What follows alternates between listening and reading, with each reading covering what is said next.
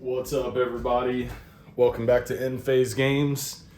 In this video, we're trying to figure out if this is real life. It looks like over the weekend, I think near the end of last week, some of the cards, the playmat, and some of the rumors of how the playstyle is going to go for the return of Metazoo.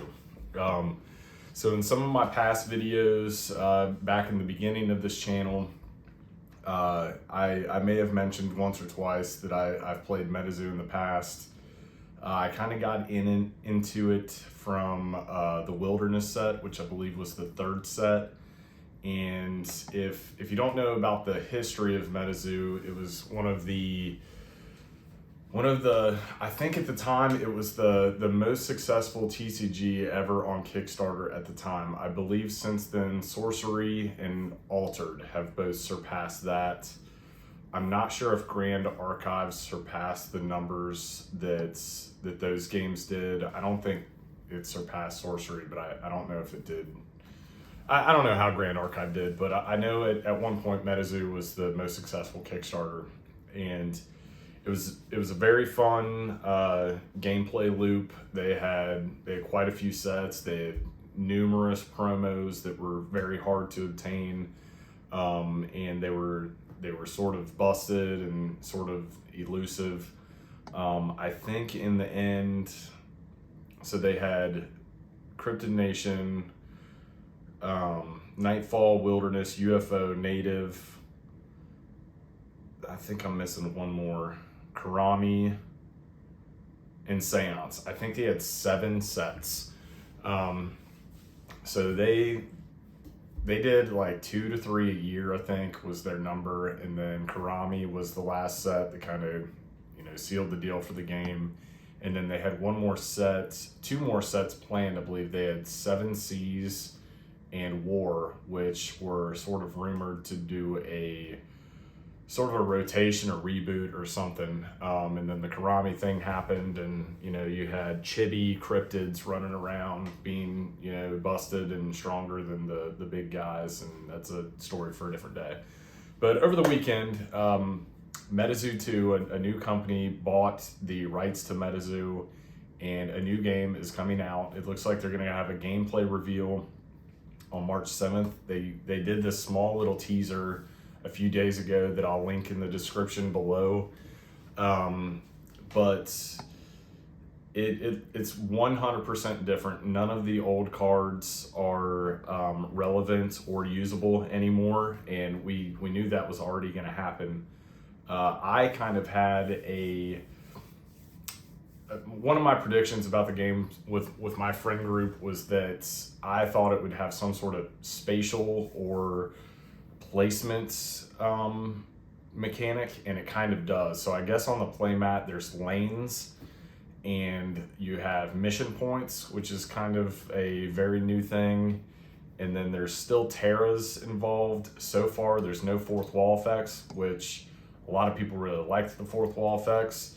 If you were a competitive Metazoo player, you'll know how picky or game sharky people could kind of be over certain fourth wall effects. I know in my last Metazoo regional, which they called tower tournaments, I was at Dark Tower, and I had, in order to use third eye man or something, you had to have a visible third eye. So I brought this little third eye statue, which now that I think about it, I probably should have brought it in here to show it for this video. But I brought it. It was okayed by the judges. And then I sit down, I think round 2, and you exchange your fourth wall list, and the guy was like, that's not legal. And I'm like, I had it checked by a judge. I don't know what you want me to do. And third eye man, I think, was in my side deck or something. So I never even really needed it. But the fourth walls were pretty cool. A lot of people are, kind of iffy that the fourth walls aren't involved right now. They've only showed off a handful of cards. Not every card had a fourth wall effect, so they still may have that. It also looks like that as far as gameplay, it looks like your aura, which was your mana base or your resource base, it looks like it's going to be now in a separate deck now, which I know a lot of games are starting to do that as well. Sorcery, you have a different, deck for your sites. Magic, Pokemon, those are the main ones that I know that every deck, you have your resources in your deck.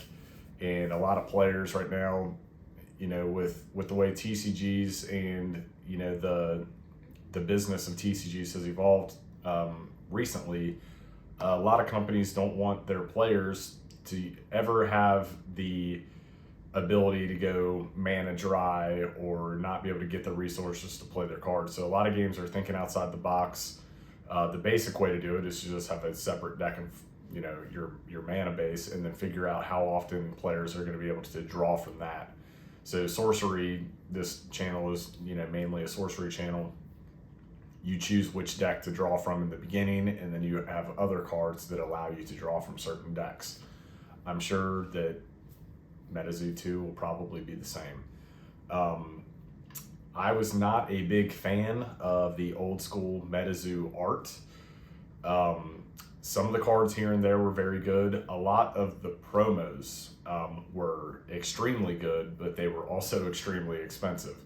So if you watch the video that I'll link, Quetzalcoatlus was one of the big cryptids, and in the original Metazoo, the original art, was classic, so to speak, but they kind of went for like base set Pokemon vibes with original Metazoo, and then it kind of evolved a little bit as the sets kind of went on. But I was not a big fan of the original Metazoo art. I am really liking the art of this new Metazoo. The gameplay is what we're just waiting for to see how the gameplay is working out. It looks like it's going to be a little bit from what I've seen online, I've seen a lot of comparisons of the cards to recent Bandai games, which I can definitely see that. And Bandai games right now are, pretty popular, and they're going pretty strong. So I don't see that as a bad thing. I currently don't play any Bandai games. I used to play One Piece right after I was getting out of Metazoo, just because I was kind of craving a competitive scene. And then the other comparison that I'm seeing a lot is that it's getting compared to Lorcana. I know Lorcana gameplay is kind of reverse Magic, and you have a special way to pay for the cost for your cards in that, and then you're not really doing damage to your opponents. You're getting quest points or something like that. Not to up on my Lorcana knowledge, but if new Metazoo is something sort of like that, I think a lot of the old school players might be a little bit deterred from that, because in the past game you had 1,000 life points. You're damaging, the other player directly, and then taking out their cryptids. And another criticism that I saw is there's not a lot of lore or flavor text on some of the cards, and that's important to some people in card games. Some of the cards have some flavor text. In the old school Metazoo, they had the height, when the cryptid was found, the weight, where in the world that cryptid is. So far, there seems to be none of that on the cards that have been revealed so far. So there's that. The Bigfoot card would have, where Bigfoot was first found. Mothman, you'd have Point Pleasant. Those are the two that I can think of off the top of my head. I was not big into cryptids before. What led me into Metazoo was that I just found myself into a Facebook group. A guy reached out, have you heard of Metazoo? And then it's the game that actually got me into an LGS for the first time since I was 14 or 15 years old. I used to play base set Pokemon tournaments, and I did that until I was 13 or 14, up until Gym Heroes and Gym Challenge was released. And then I got out of the TCG game for a while, and then I found myself back into Metazoo, and we would be in the trenches. We played every Friday night in the heat of Friday Night Magic, and we had a pretty cool group of people of about 12 people every Friday.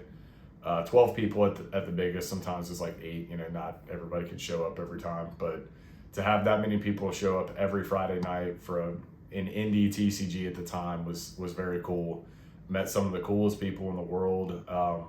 I traveled all across the United States to play in all but one of the towers. I wasn't able to get into the water tower, which was in Cincinnati, Ohio.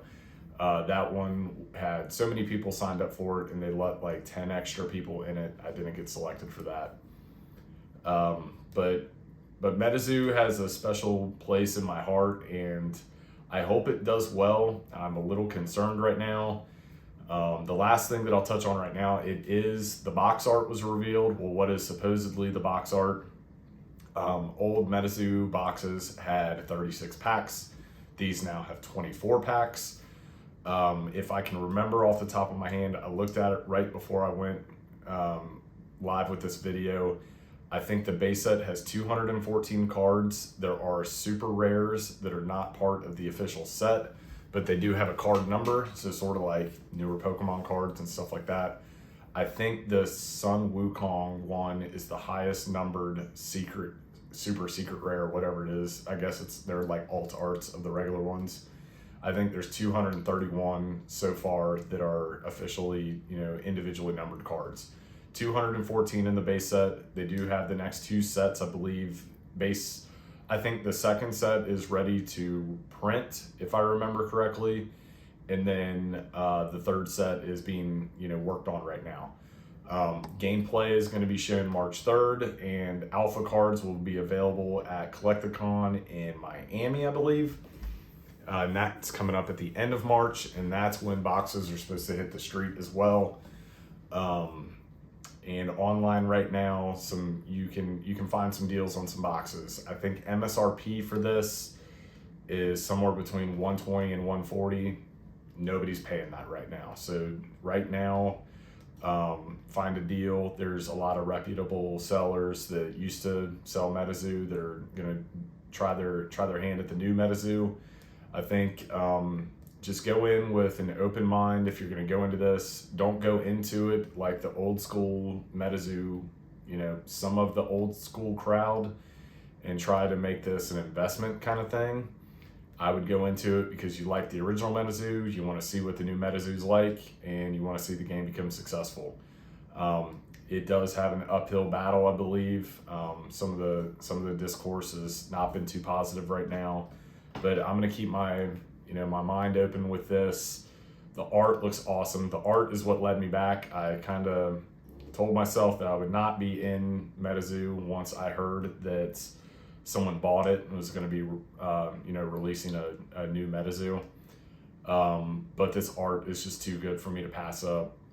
I just got done playing Black Myth Wukong a few months ago, and once I saw that card, that's my chase right now. I'm sure Mothman will be a hard one to hit and stuff like that, but that Wukong card, I have to have that one. So yeah, I'm gonna continue following the Metazoo story. If you guys got any comments, leave them below. I'll try and reply as quick as I can. If you don't mind, sharing, and subscribing. Like I said, I'll continue to follow some Metazoo as more news comes out. I'll probably do a video once gameplay is revealed, and we'll see where Metazoo 2 takes us. Thanks for watching. This is EndFaze Games. Have a good one.